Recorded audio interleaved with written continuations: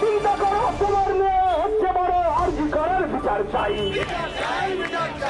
তুমি চিন্তা করো, তোমার মেয়ে হচ্ছে বড় আরজি করার বিচার চাই। তুমি দাঁড়িয়ে দেখলে রাস্তা কেমন জ্বলছে।